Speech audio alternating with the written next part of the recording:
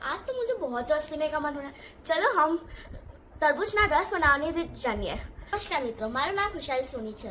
આજ આપણે તરબૂચનો રસ બનાવવાનું શીખશું। તો આપણે बिना छाल काढ़्या वगर भी बनावी શકીએ। बिना छाल काढ़વાની જરૂર નથી, બીજ બી કાઢવાની જરૂર નથી અને મિક્સરનો બી કોઈ યુઝ કરવાની જરૂર નથી। તો આપણે પહેલા તરબૂચના બે ભાગ કરી નાખવાના આ રીતે। હવે આપણે આવી રીતે 4 કે 5 ટુકડા કરી નાખવાના છે અને હવે તમે ઘઉં ચાળવાની ચાળણી લેવાની છે। હવે તમારે આવી રીતે ચાળણી મૂકી દેવાની છે અને આવી રીતે ઘસવાનું છે।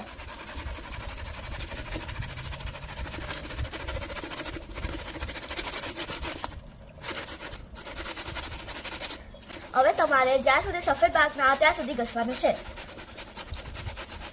જો હવે તમારે આ રીતે વ્હાઈટ ભાગ નહીં જાય ત્યાં સુધી તમારે ઘસવાનું છે।